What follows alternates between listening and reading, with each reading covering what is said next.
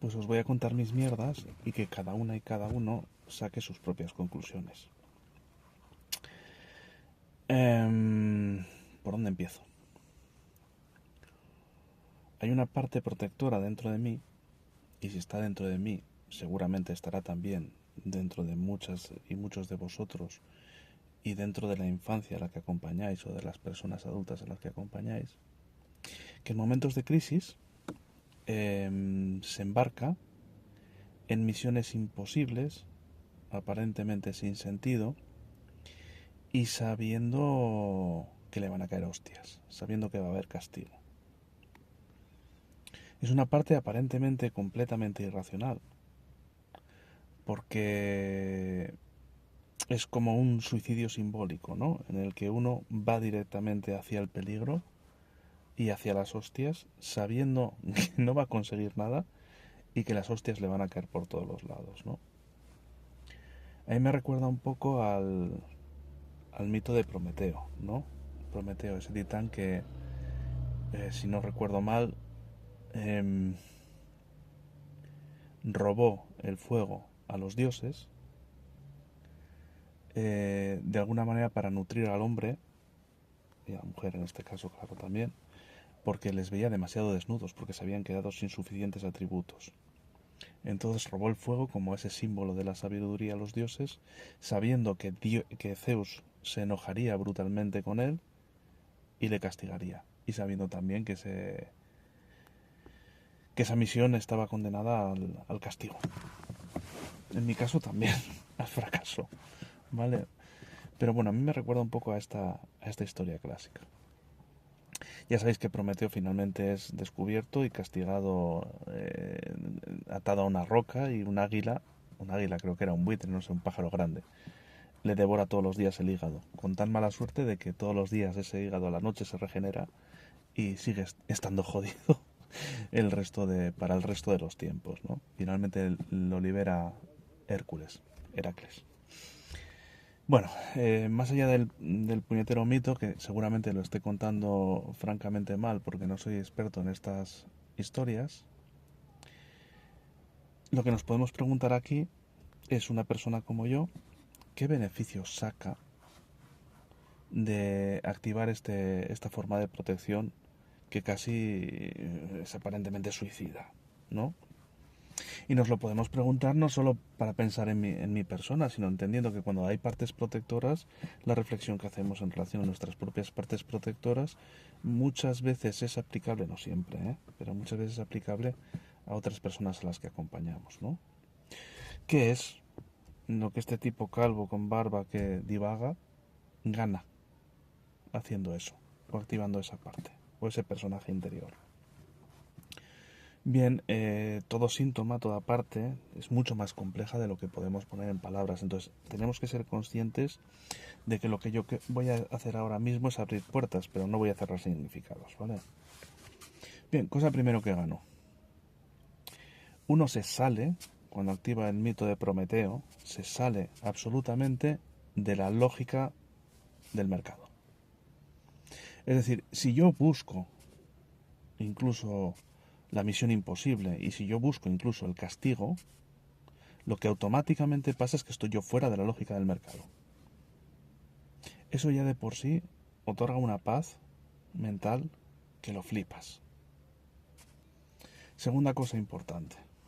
Cuando uno se embarca en una misión imposible, prioriza su propia moral, sus propios valores, su propia identidad respecto a lo que la sociedad o los grupos, los sistemas a los que pertenecemos nos impone.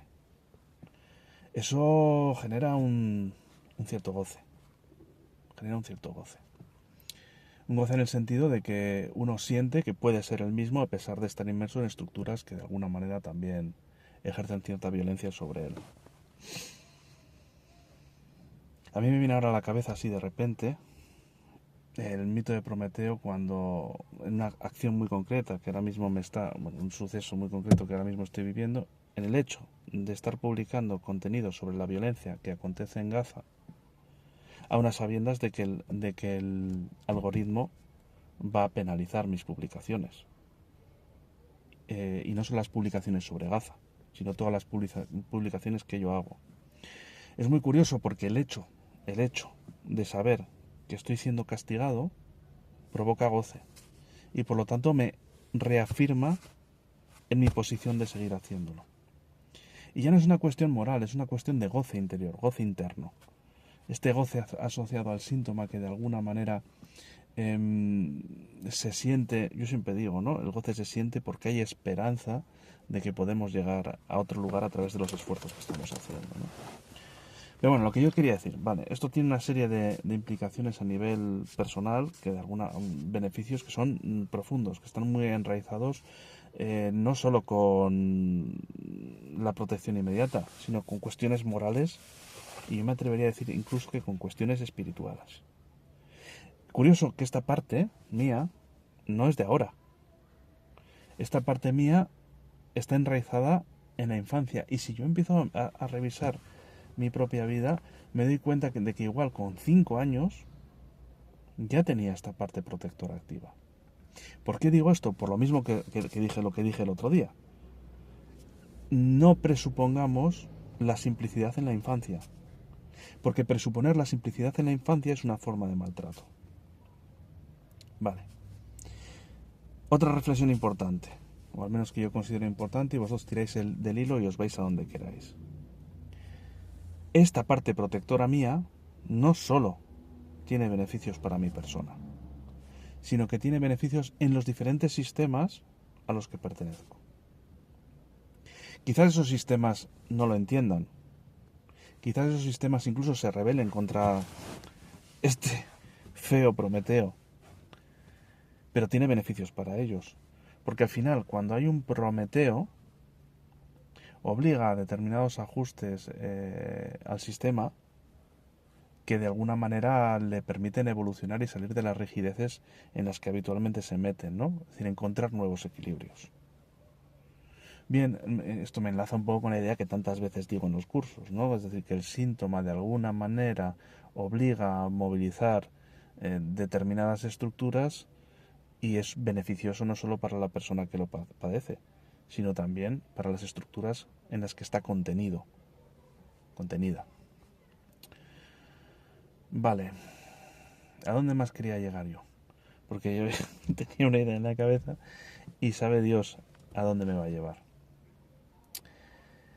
Como todo síntoma, está asociado a un problema de mierda, es decir, que de alguna manera el modelo de soluciones que articula este síntoma puede llevar a mayores cotas de sufrimiento.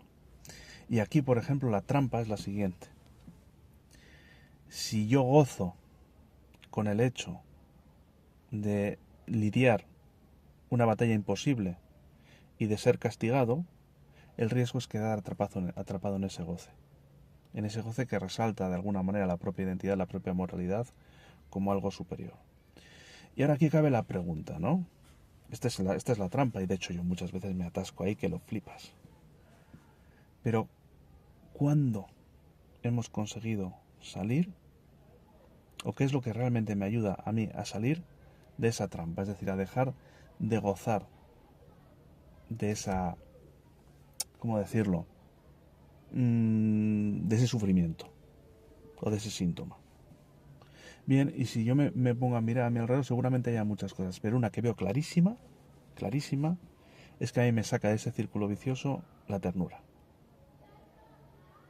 Y fijaros lo que es la ternura. La ternura es acercarnos a otra persona con... Yo estoy pensando mucho en mi hija y aquí me emociona un montón. Gracias, Amara, Que una persona se nos acerque o acercarnos a otra persona en esos códigos de cuidado que no están presentes en la lógica de mercado. Es decir, si yo me acerco a mi hija con el mero deseo de disfrutar y de conectar con ella, porque eso es una puñetera maravilla y nos reímos y tal, estamos también fuera de la lógica del mercado.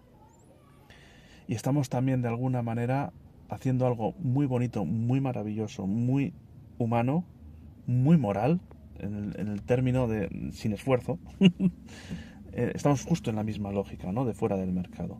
Por eso seguramente yo pueda salir de ese estado a través de la ternura y no a través de decisiones que yo pueda tomar o que no tengan que ver con el fluir, sino con el deseo de salir de ese estado. No. A mí lo que me ayuda es esto. Y ese es el proceso que muchas veces podemos hacer con las personas a las que acompañamos, detectar el círculo vicioso con la complejidad que ello requiere, ¿sí? Y ver un poco cuál es la forma natural en que las personas salen de ese círculo vicioso, no imponiendo nuestras propias respuestas ni nuestras propias soluciones, sino viendo la propia realidad tal y como es y la información que nos proporciona. Pero claro, para eso muchas veces tenemos que entender el síntoma en toda su complejidad. Y lo que yo veo que hacemos muchas veces en los servicios sociales, y seguramente también en el sistema educativo y en el sistema de salud mental, es simplificar profundamente las vivencias de las personas. Aparte de arrebatarles su voz y ofrecerles explicaciones enlatadas sobre lo que les está pasando y por lo tanto y restarles sentido de agencia. Así que yo vuelvo a lanzar la idea. La infancia es mucho más compleja de lo que imaginamos. Mucho más compleja. La complejidad de una persona no puede ser reducida a las palabras que están en un libro. Precisamente por lo que comentaba el otro día también, ¿no? Que el síntoma es irreductible y siempre es fuente de significados. Con lo cual, cualquier explicación, cualquier significado, cualquier discurso, cualquier narrativa que un profesional pueda hacer desde fuera, le está haciendo un flaco favor y seguramente haciendo que emerjan protecciones. Protecciones legítimas, como aquella pequeña aldea irreductible de los galos. Bueno, llego a este punto y digo, madre mía, vaya brasa que os he metido, ¿verdad? No sé cómo os llegará esto, pero es muy interesante esto que hacemos a veces de poner en juego cuáles son las partes protectoras, porque hay muchos prometeos pequeñitos de 5 años, de 6, de 8, de 15 y prometeas, ¿vale? En nuestras vidas, y lo que menos desea quizás un pequeño prometeo es que se simplifique demasiado su historia. Eso es una forma de violencia en la que no debemos de caer.